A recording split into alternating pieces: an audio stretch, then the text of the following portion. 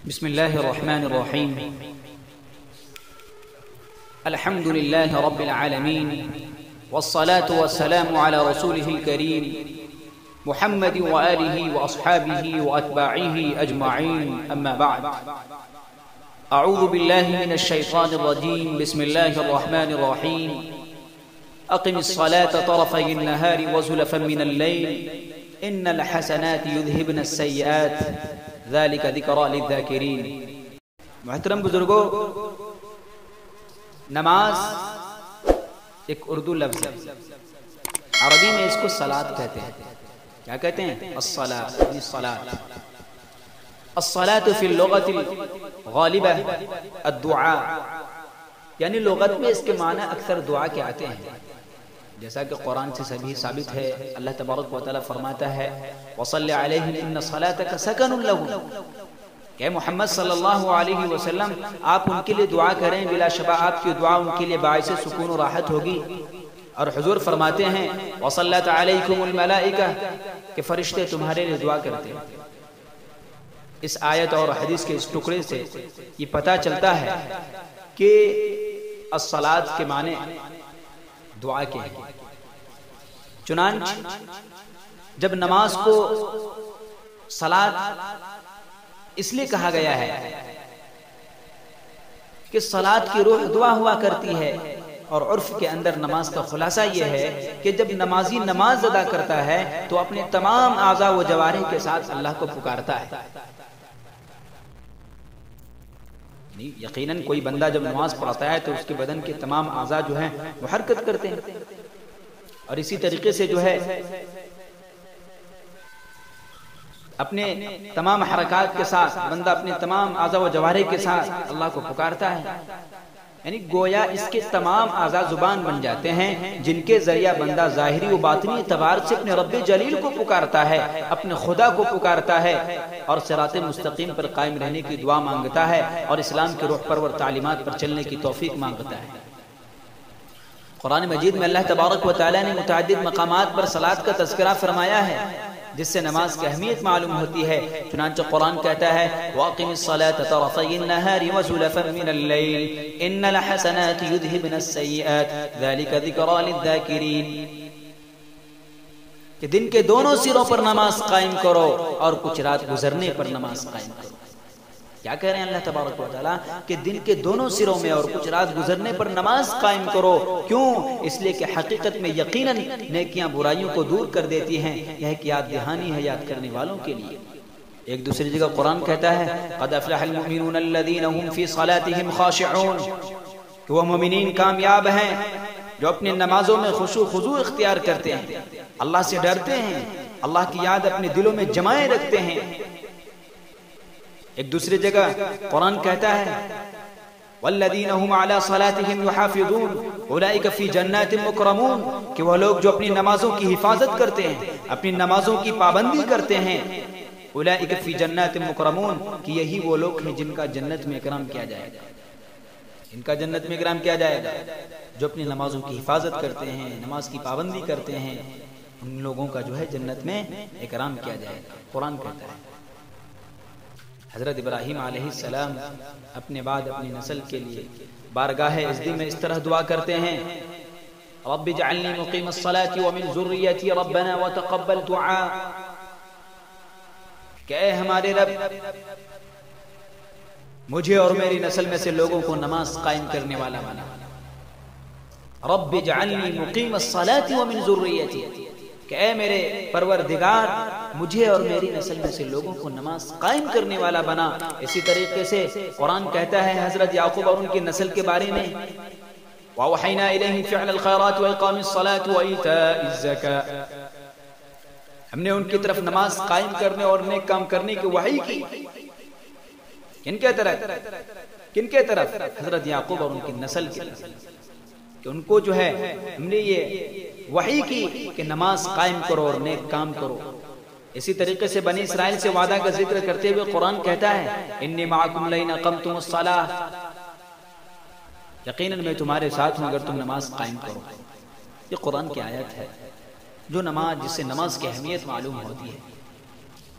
ذرا احادیث مبارکہ بھی سماعت کرتے چلیے. اللہ کے نبی صلی اللہ علیہ وسلم نے فرمایا مفتاح الجنت الصلاۃ ومفتاح الصلاۃ الطہور، کہ جنت کی کنجی نماز ہے اور نماز کی کنجی وضو ہے. اسی طریقے سے ایک دوسری حدیث جعل قرۃ عینی فی الصلاۃ، اللہ کے نبی صلی اللہ علیہ وسلم نے ارشاد فرمایا کہ میری آنکھوں کی ٹھنڈک نماز میں رکھی گئی ہے. اسی طریقے سے ایک دوسری حدیث اللہ کے نبی صلی اللہ علیہ وسلم نے فرمایا کہ الصلاۃ عماد الدین، نماز دین کا ستون ہے. میرے بھائی یقیناً جب کوئی نمازی نماز کے لیے کھڑا ہوتا ہے تو اس کے سر سے آسمان تک رحمت الہی کی چادر تان دی جاتی ہے اور بارش کی طرح نیکیاں برستی ہیں، اور خدا کے فرشتے نمازی کو چاروں طرف سے گھیر لیتے ہیں. اور فرشتہ کہتا ہے اے نمازی اگر تو دیکھے کہ تیرے سامنے کون ہے اور تو کس سے باتیں کر رہا ہے، خدا کی قسم نماز کا سلام نہ پھیرے اور نماز ہی مشغول رہتے ہوئے موت کو پسند کر لے. میں آپ کو آگاہ کرتا چلوں کہ نماز کی کیسی کیسی خصوصیات ہیں. میرے بھائی یہی وہ نماز ہے جو خدا سے زیادہ قریب کرتی ہے، یہی وہ نماز ہے جو خدا کی خوشنودی حاصل کرنے کا ذریعہ بنتی ہے، یہی وہ نماز ہے جو شیاطین کے مکر و فریب کو ناکام بناتی ہے، یہی وہ نماز ہے جو روز قیامت حامی و ناصر بنے گی، یہی وہ نماز ہے جو روز محشر بلا حساب کے جنت میں داخل کرے گی، یہی وہ نماز ہے جو پل صراط کا راستہ آسان کرے گی، یہی وہ نماز ہے جو رحمت و مغفرت کا ذریعہ بنے گی، جو رزق میں وسعت و کشادگی پیدا کرتی ہے، جو انسان کی زندگی کو سکون و راحت بخشتی ہے. یہی وہ نماز ہے جو گھر کے ماحول کو خوشگوار بناتی ہے، میاں بیوی کے محبت کو قائم رکھتی ہے اور بھائی بہنوں کی محبت کو برقرار رکھتی ہے. یہی وہ نماز ہے جو انسان کے وجود کو مکمل طور پر جو ہے پاکیزہ بناتی ہے. یہی وہ نماز ہے جو دنیاوی اور اخروی زندگی کو کامیاب بناتی ہے. نماز کی شان یہ ہے کہ رب ذوالجلال کے رحمتوں کے دروازے کھول دیتی ہے، اور جو بندہ نماز کے ذریعہ نصرت و مدد کا خواہاں ہوتا ہے اس کی بھرپور مدد کی جاتی ہے. قرآن کہتا ہے یا ایھا الذین آمنوا استعینوا بالصبر والصلاۃ، کہ ایمان والو نماز کے ذریعے ہی سے ہی مدد طلب کرو. دین کے علم برداروں ذرا حضور اقدس صلی اللہ علیہ وسلم کی زندگی پر نظر ڈالیے تو معلوم ہوگا کہ آپ کی زندگی عبادت و ریاضت اور مجاہدہ سے بھری ہوئی ہے. چھوٹی سی چھوٹی پریشانی کا سامنا ہوتا تو فوراً نماز میں مشغول ہو جاتے، رات بھر نماز مشغول رہتے. کثرت صلاۃ اور کثرت سجود کی وجہ سے آپ کے پائے مبارک میں ورم آ جاتا. حضرت عائشہ کو کون نہیں جانتا، آپ ازواج مطہرات میں سب سے زیادہ انہی سے محبت کرتے. قلبی میلان آپ کی طرف زیادہ تھا. چنانچہ آپ فرماتی ہیں کہ حضور کے کانوں میں جب اذان کی آواز آتی تو گھر سے ایسے نکلتے جیسے مجھے پہچانتے ہی نہیں. اللہ اکبر، قربان جائیے حضور کی اس ادا پر کہ اللہ کی فرما برداری کا کس درجہ پاس و لحاظ فرماتے تھے. ذرا صحابہ کی حیات مبارکہ پر بھی غور کیجئے. ابو بکر صدیق رضی اللہ عنہ، ایسا معلوم ہوتا ہے کہ ان کی ذات گرامی میں حضور کی عبادت کا پورا طریقہ حلول کر گیا ہے. حضور کے سچے اور پکے عکس جمیل ہیں. وضو کرتے ہیں، نماز میں مشغول ہو جاتے ہیں. عمر فاروق رضی اللہ عنہ جن کے عدل و انصاف سے دنیا کا چپا چپا مہک اٹھا ہے، وضو کرتے ہیں، نماز میں مشغول ہو جاتے ہیں. عثمان غنی رضی اللہ عنہ جن کے حیا کی خوشبو سارے آسمان و زمین کو مہکا گئی ہے، لوگ ان سے فرشتے بھی حیا کرنے لگے ہیں. وضو کرتے ہیں، نماز میں مشغول ہو جاتے ہیں.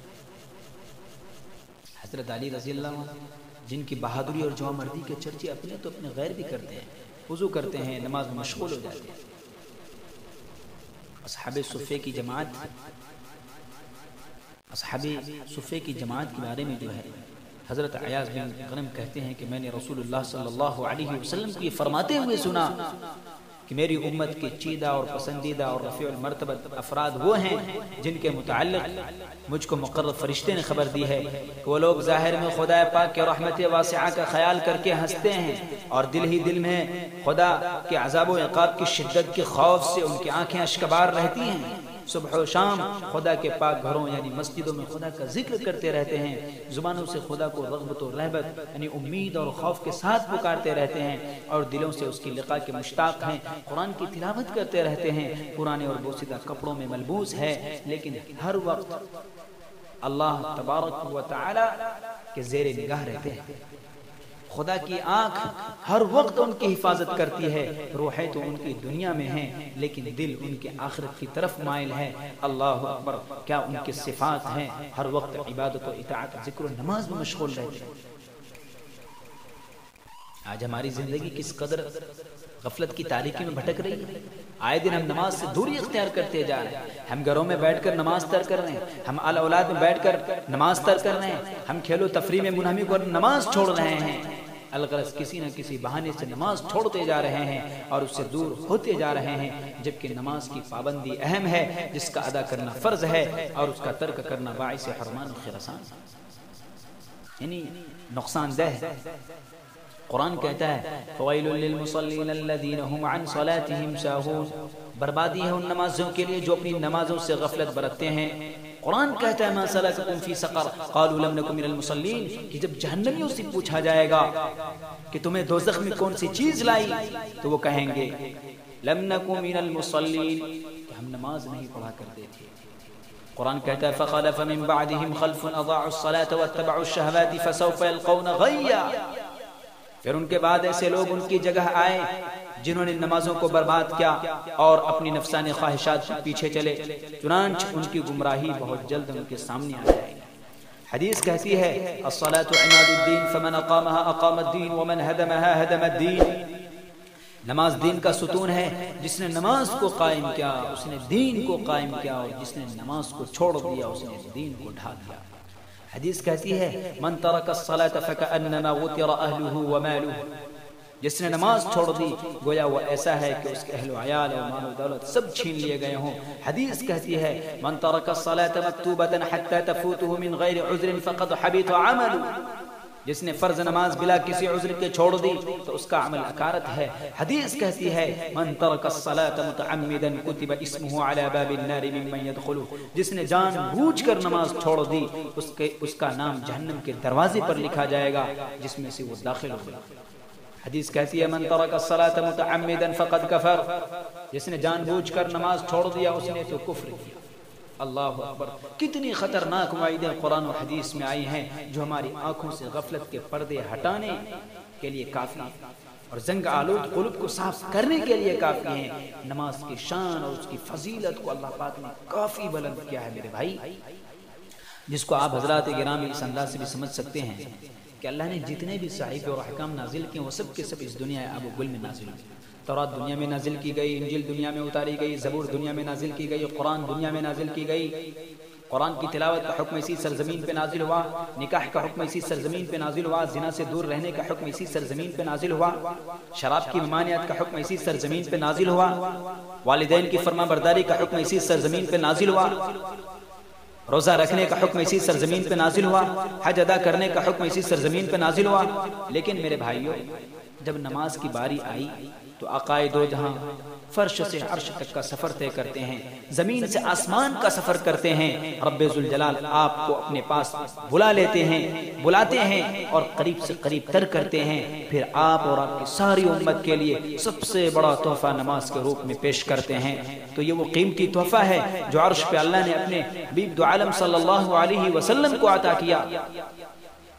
آج ایک دوست جب اپنے دوست کو تحفہ پیش کرتا ہے تو اسے محبت آمیز نگاہ اور لبریز دل کے ساتھ قبول کیا جاتا ہے. صحیح بات ہے. اور پھر اسے سجا کر سنوار کر خاص جگہ رکھا جاتا ہے. غور کیجئے کہ ایک انسانی تحفے کی انسان کی نگاہ میں کتنی قدر و منزلت ہوتی ہے، لیکن ایک تحفہ ایسا ہے جس کا عطا کرنے والا خالق آدم و حوا، خالق جن و بشر، خالق بحر و بر، خالق ارض و سما، خالق فرش و عرش، خالق بحر و بر، خالق شمس و قمر، خالق کل کائنات ہے. اور جس کو عطا کیا جا رہا ہے وہ کوئی اور نہیں بلکہ تاجدار مدینہ، شہنشاہ ذی وقار، چہرے پر نور، رحمت للعالمین، جان عالمین، انیس بے کساں، کونین میں سب سے انوکھے، کونین میں سب سے نرالے، دائی حلیمہ کی جگر کے پارے، سیدہ آمینہ کی آنکھوں کی تارے، رب کے سب سے دلارے، احمد مجتبہ محمد مصطفیٰ کی ذات گرامی ہے. ذرا سوچیے تو صحیح کہ کتنا قیمتی اور انمول تحفہ آج فراموش کیا جا رہا ہے. مجھے کہنے دیجئے کہ یہی وہ تحفہ ہے جو دنیاوی زندگی کو کامیاب بناتا ہے، یہی وہ تحفہ ہے جو قبر کو روشن کرتا ہے، یہی وہ تحفہ ہے جو پل صراط کا راستہ آسان کرتا ہے، یہی وہ تحفہ ہے جو بیماریوں سے نجات دلانے والا ہے، یہی وہ تحفہ ہے جو رنج و الم کو رفع کرنے والا ہے، دفع کرنے والا ہے۔ یہی وہ تحفہ ہے جو شرم و حیا کو پیدا کرنے والا ہے۔ یہی وہ تحفہ ہے جو کبر و نخوت کو ختم کرنے والا ہے، جو چہرہ کو منور کرنے والا ہے۔ یہی وہ تحفہ ہے جو خدا کی خدائی کا اعلان کرنے والا ہے۔ یہی وہ تحفہ ہے جو گھر کے ماحول کو خوشگوار بنانے والا ہے۔ یہی وہ تحفہ ہے جو تجارت میں اضافہ کرنے والا ہے، عمر کو دراز کرنے والا ہے۔ الغرض یہ وہ انمول تحفہ ہے جو زندگی کے تمام مسائل کو حل کرتا ہے۔ حضرات گرامی، آج سے ہم یہ عہد و پیمان کریں کہ نماز کو کسی بھی موقع پر فراموش نہیں کریں گے، نماز کو اپنی زندگی میں کامل طور پر داخل کریں گے۔ رات کی تاریکی میں اور دن کے اجالے میں خدا کی بارگاہ میں بار بار سجدہ کرتے رہیں گے، نماز سے اپنی زندگی کو روشن کریں گے، نماز سے اپنے گھر کے ماحول کو خوشگوار بنائیں گے، نماز کے ذریعے جسم و روح کو پاکیزہ بنائیں گے، نماز کی خود بھی پابندی کریں گے اور اپنے گھر کے افراد و اشخاص اور اولاد کو بھی اس کی تاکید کریں گے۔ انشاءاللہ کریں گے میرے بھائی، اپنے خود نماز پڑھیے، پھر جو ہے اولادوں کو بھی تاکید کیجیے۔ لیکن آج ہم خود ہی نماز نہیں پڑھتے ہیں تو اولادوں کو کیا تاکید کریں گے؟ اس لیے سب سے پہلے اپنی نماز کی پابندی کریں، نماز جو چالو کریں۔ دعا ہے کہ اللہ ہم سب کو نماز کی پابندی کی توفیق عطا فرمائے۔ وآخر دعوانا الحمدللہ رب العالمین۔